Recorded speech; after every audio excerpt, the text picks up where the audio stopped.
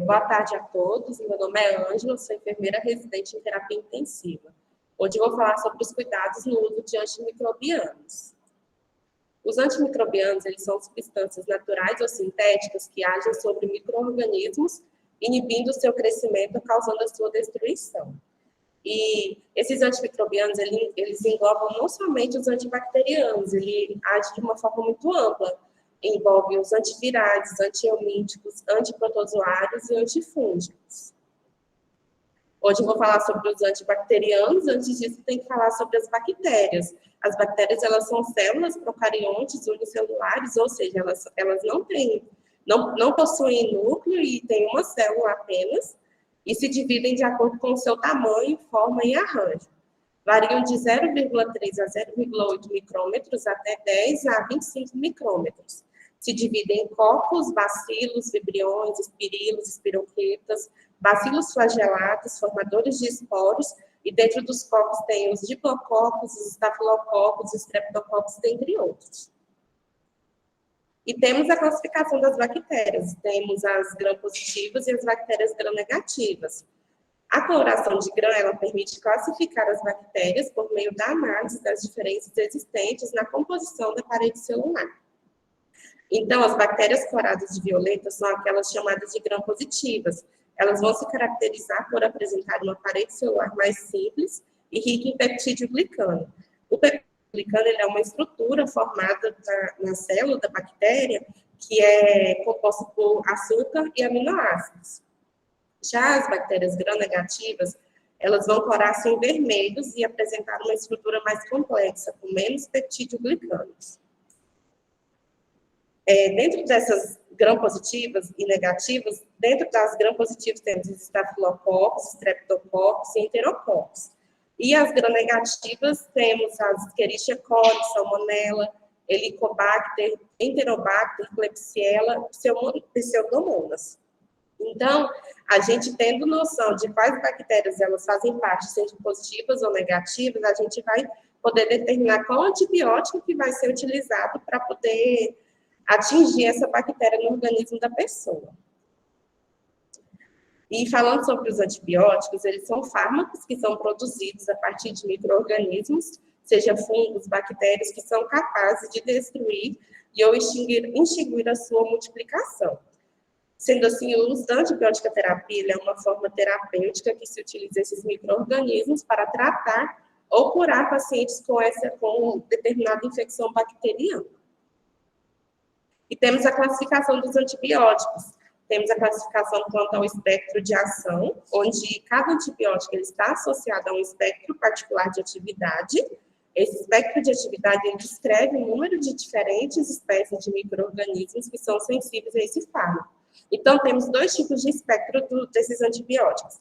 O espectro de amplo espectro, né? Antibióticos de amplo espectro, que, no caso, eles vão atingir vários tipos de bactérias, e os de pequeno espectro, que vai atingir poucos tipos de bactérias. A exemplo do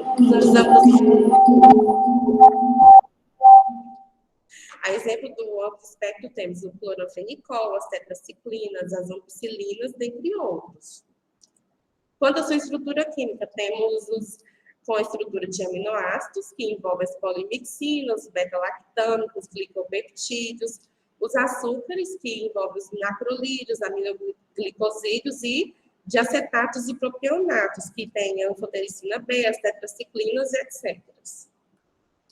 Temos também quanto ao efeito que ela tem sobre os micro-organismos, que tem os bacteriostáticos e os bactericidas. Os antibióticos bacteriostáticos, eles vão agir de uma forma que vai inibir a atividade das bactérias, a sua multiplicação. Já os bactericidas, eles vão eliminar por completo essas bactérias do organismo. A exemplo dos bactericidas, temos os beta-lactâmicos, os glicopeptídeos, polimixinas, e os bacteriostáticos temos os anfenicóis, as tetraciclinas, etc. E temos também a classificação quanto ao mecanismo de ação. Nessa imagem temos a célula da bactéria, como que ela funciona, e como que esses antibióticos vão agir dentro de cada formação dessa estrutura.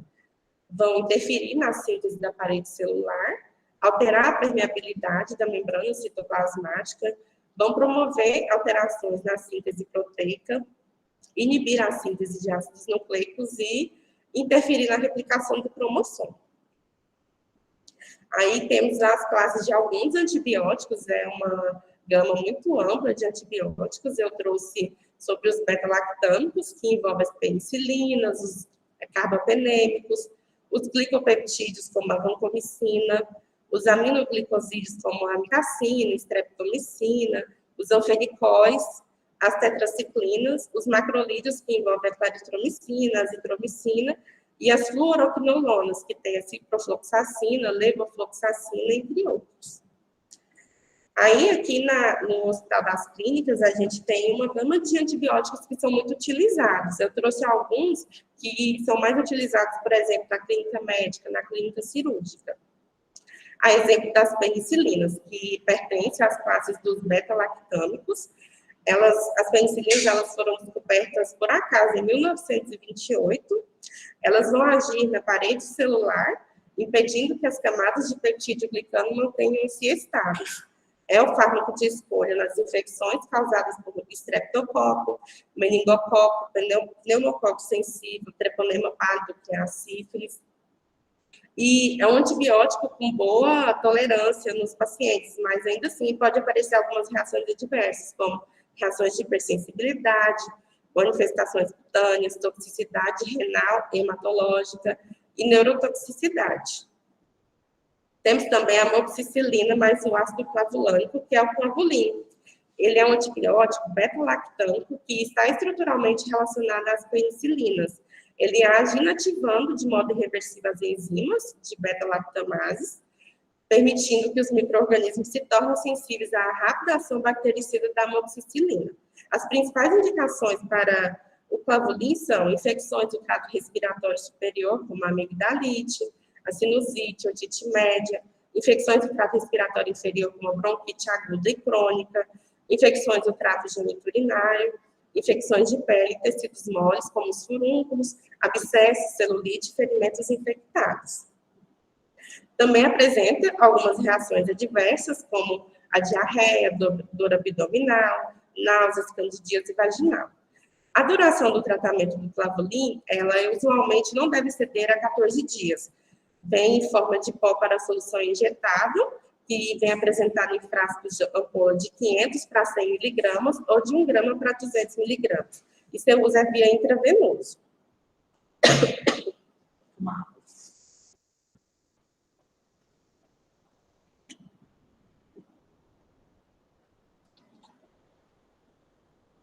Temos também a piperaciclina sódica mais o tazobactam, que é o tazocin.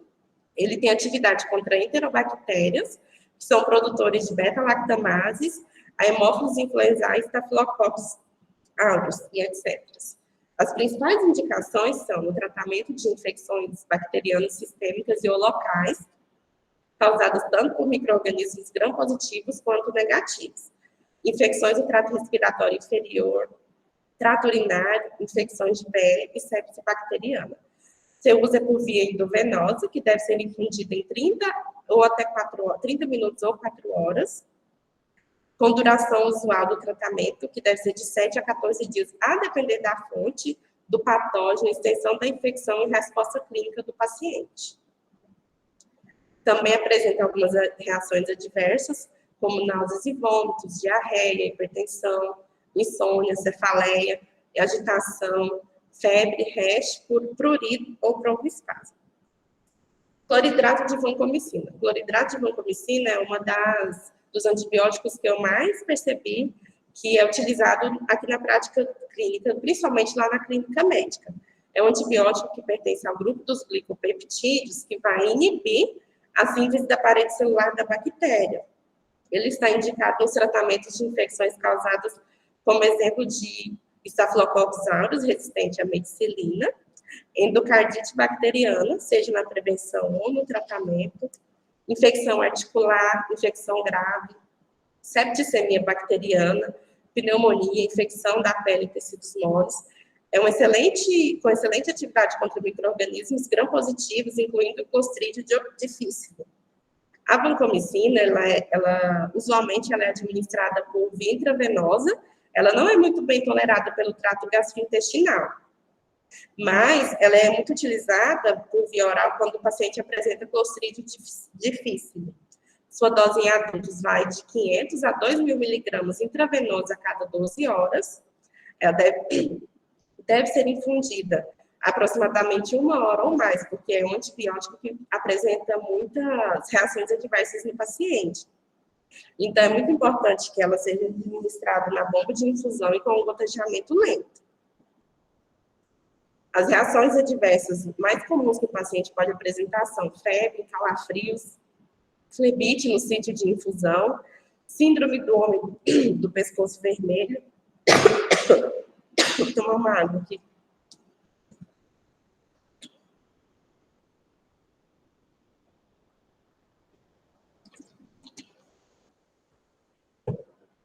Essa síndrome do homem do pescoço vermelho, geralmente o paciente vai apresentar por causa da infusão rápida desse antibiótico. Eu até presenciei um paciente lá na clínica médica que foi feita a infusão rápida da vancomicina, que ele começou a apresentar muito calafrio, febre e a síndrome do homem do pescoço vermelho, sendo necessário intervir com um antihistamínico. Pode apresentar também espasmos musculares em dorso e face anterior do tórax e dores cervicais, também relacionadas à infusão rápida. A ototoxicidade e nefrotoxicidade, essas duas reações, elas são mais raras, mas só que quando acontecem, elas podem vir de uma forma muito grave, levando o paciente à surdez e até uma lesão renal. Falando ainda da vancomicina, eu li sobre um estudo que fala sobre a importância de realizar a vancocinemia, que é uma monitorização sérica da concentração de vancomicina que está no organismo do paciente, ajudando com que ela seja eficaz, não esteja em quantidade aumentada nem diminuída no organismo da pessoa e também prevenindo uma reação adversa possível, principalmente da síndrome do homem do pescoço vermelho. E temos também as polimixinas, que são antibióticos polipeptídicos, que elas são ativas contra uma grande variedade de bacilos gram-negativos. Elas não são tão eficazes para bactérias gram-positivas, mas a gram-negativos, ela inclui espécies de enterobactérias e bacilos não fermentadores. Principais indicações são para infecções agudas causadas por pseudomonas aeruginosa, infecções do trato urinário, meninges e sangue, a Haemophilus influenzae, especificamente em infecções às meninges, Escherichia coli, especialmente em infecções do trato urinário, e Klebsiella pneumoniae. Ela também pode apresentar reações adversas, e seu uso é por via intramuscular, intravenoso, intratecal. As infusões, elas devem ser administradas por um período de aproximadamente 60 a 90 minutos, com um intervalo de 12 horas a cada infusão. E esse intervalo deve ser mais longo, e a infusão mais longa também, devido ao risco de reações adversas. As polimixinas, a reação adversa mais comum que pode acometer o paciente é a nefrotoxicidade, mas também pode aparecer a neurotoxicidade, irritabilidade, fraqueza, sonolência e ataxia. E falando em antibióticos, é muito importante ressaltar a questão da resistência antimicrobiana, que ela é a capacidade de um micro-organismo de impedir ou reduzir a atuação de um antimicrobiano. Então, à medida que o tempo passa, as bactérias elas vão estabelecendo condições de sobrevivência no organismo da pessoa, se tornando mais resistente. E como resultado disso, os tratamentos tornam-se mais ineficazes, as infecções persistentes e até incuráveis. E segundo os dados da OMS, a partir de 2050, mais de 10 milhões de pessoas poderão morrer por ano por conta das chamadas superbactérias. Aí temos um quadro que evidencia bem,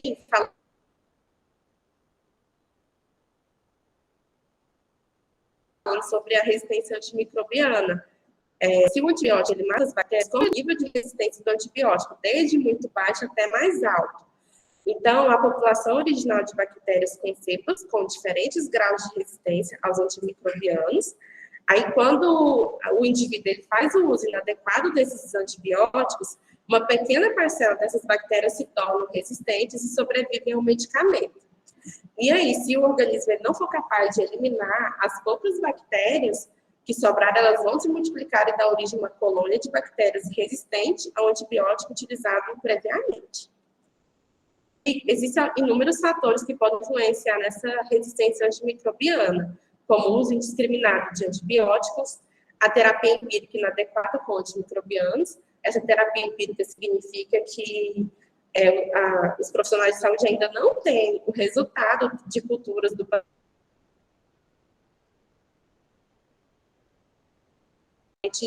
sai de 2 a 3 dias, aí eles entram com terapia empírica para poder começar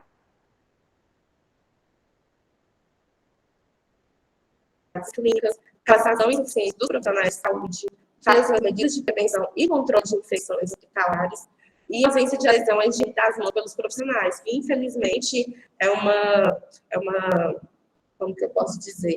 É uma situação que é muito frequente, né? Não só aqui no hospital, como em todos os hospitais que eu já presenciei. E aí temos um demonstrativo desses micro-organismos que são os maiores causadores das infecções hospitalares. Esse é um estudo que fala que o Acinetobacter, ele é o maior causador de infecções hospitalares, com 47% dos casos, seguido dos estafilococos, da Escherichia coli, Pseudomonas aeruginosa com 15% também, depois a Klebsiella, Enterococcus, dentre outros. Aí temos também, nesse estudo, que fala sobre as bactérias resistentes e a família dos antibióticos a qual elas não correspondem mais, como a Acinetobacter, que são resistentes aos carbapenêmicos, Escherichia coli, que são resistentes às cefalosporinas de terceira e quarta geração, as Pseudomonas, que são resistentes aos aminoglicosídeos, Staphylococcus pelos beta-lactâmicos, Klebsiella e Enterobacter, por cefalosporinas, dentre outros. E é muito importante que os profissionais façam uso racional desses antimicrobianos. O seu uso racional ele vai evitar a progressão da resistência bacteriana. E a racionalidade está diretamente ligada à segurança do paciente. Então, à medida que a gente tem um uso racional dos antimicrobianos, pode amenizar o tempo de internação desse paciente e diminuir o número de antibióticos que ele vai utilizar e prevenir também que o paciente tenha óbito. É essencial conhecer os princípios gerais que direcionam uma escolha adequada e eficaz para determinada infecção. E a escolha adequada de um antimicrobiano requer o conhecimento básico sobre a situação do indivíduo, o agente causador e as opções terapêuticas. Aqui temos alguns passos que são muito importantes a gente utilizar para poder fazer o uso racional de antimicrobianos. O primeiro passo é identificar a infecção bacteriana, ou seja, é muito importante a gente conhecer o paciente, conhecer os sinais e sintomas que esse paciente está apresentando, qual a gravidade da infecção que ele apresenta. O segundo passo, detectar o agente causador. Então, é importante todos os profissionais da saúde, inclusive os enfermeiros, terem acesso aos exames laboratoriais, conhecer qual tipo de bactéria que está cometendo esse paciente, para poder identificar o antibiótico adequado para ele. Avaliar as contraindicações às drogas de primeira escolha. Então, é muito importante conversar com o paciente, saber se ele apresentou alguma reação adversa anteriormente a alguma medicação ou algum antibiótico, se o paciente tem algum problema renal, algum problema hepático, porque existem muitas drogas que são contraindicadas para esse tipo de paciente. Avaliar a necessidade de um antimicrobiano de amplo espectro de ação. Esse fator entra na questão da terapia empírica, que muitas vezes é mais importante utilizar um de amplo espectro, que vai ter a capacidade de atingir o maior número de bactérias possível, para depois ter o resultado da cultura. Observar se há necessidade de fazer associação a outro antibiótico, decidir a via de administração mais adequada ao paciente, avaliar a necessidade da troca do esquema após o resultado da cultura. Muitas vezes, com o resultado da cultura, o antibiótico talvez não seja o adequado naquele momento. Então, é muito importante avaliar para fazer essa troca.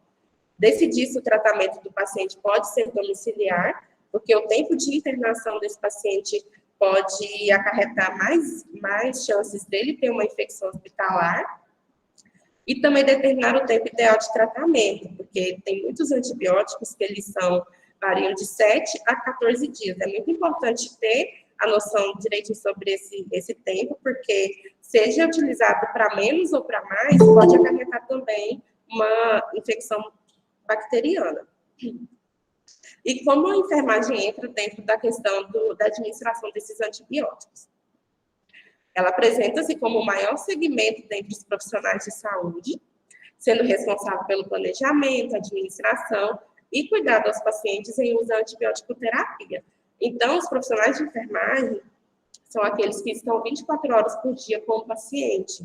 Então, ele tem competência para poder conhecer os sinais e sintomas que o paciente está apresentando naquele momento, se o paciente está tendo alguma reação ao antibiótico, dentre outras coisas.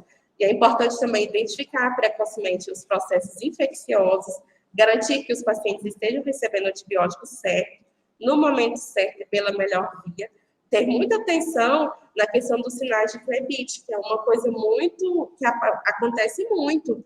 Acontece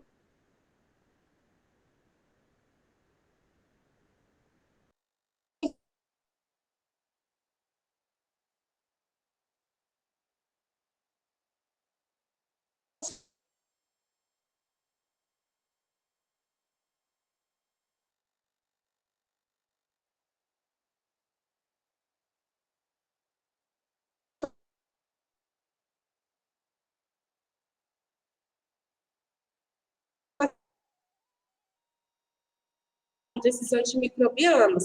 Então, ele tem competência para obter um histórico de alergias, fazer a reconciliação de medicamentos e registrar tudo no prontuário, obter as culturas antes de iniciar o tratamento com antibióticos, receber pedidos de antibióticos, revisar a precisão da dose e o horário de administração, verificar se o paciente não tem alergia a esse antibiótico, fazer a administração e documentar de forma adequada todos esses medicamentos, monitorar e comunicar o progresso diário do paciente, seu estado clínico, como eu falei anteriormente, ou qualquer evento adverso que pode acometer o paciente fazendo uso da medicação, obter os resultados da cultura, comunicar os resultados que são relevantes ao médico e participar das discussões sobre oportunidades de descalonamento ou interrupção da administração de antibióticos. Atualizar os testes clínicos e laboratoriais de função renal e os níveis de medicamento, como eu disse na questão da vancocinemia, monitorar o progresso clínico do paciente e sua capacidade de tomar medicamentos orais. Fazendo uso da medicação oral, vai prevenir que o paciente fique mais tempo internado, vai prevenir uma possível infecção bacteriana, uma infecção hospitalar no futuro. Educar o paciente sobre o seu uso correto dos antibióticos para minimizar o risco de infecção recorrente.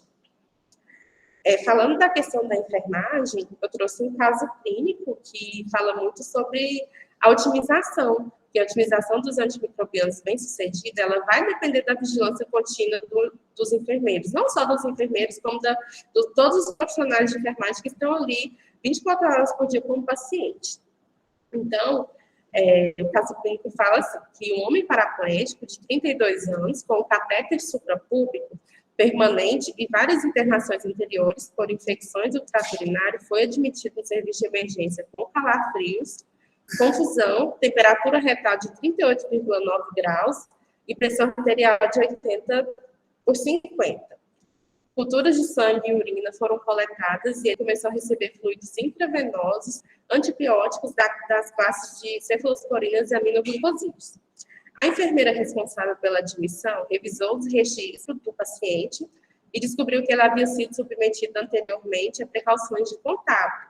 Os resultados microbiológicos da cultura de urina em sua última hospitalização, 2 meses antes, indicavam o crescimento de Klebsiella pneumoniae, produtora de beta-lactamase de espectro estendido, resistente aos antibióticos que foram prescritos atualmente. A enfermeira chamou o médico infectologista, que não estava agendado para atender o paciente até a manhã seguinte, e a administração imediata por um carbapendêmico foi prescrita. No dia seguinte, as culturas de urina e sangue apresentaram um crescimento de Klebsiella pneumoniae multiresistente e positivo para isso.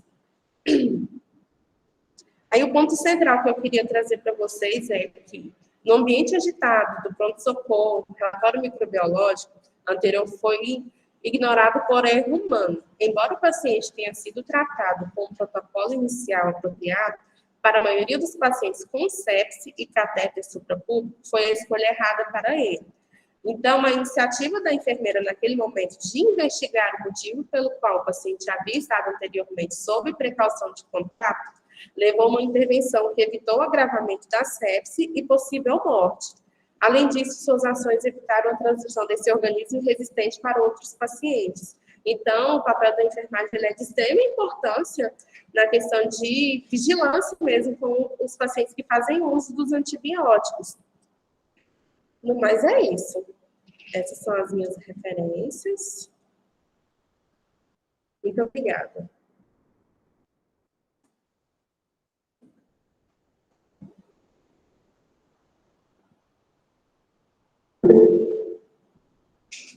Aqui, ó. Deixa eu parar de gravar.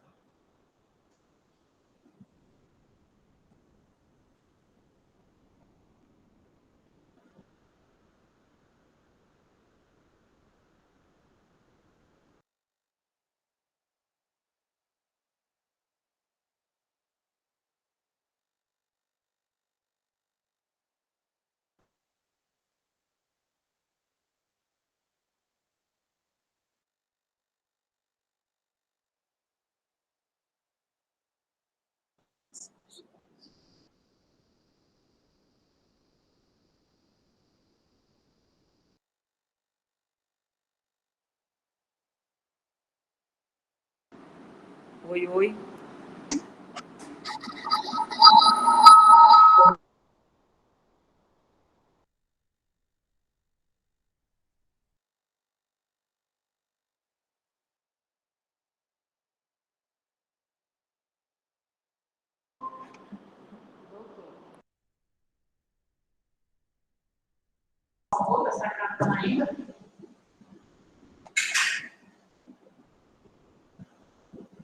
Por causa da internet, né?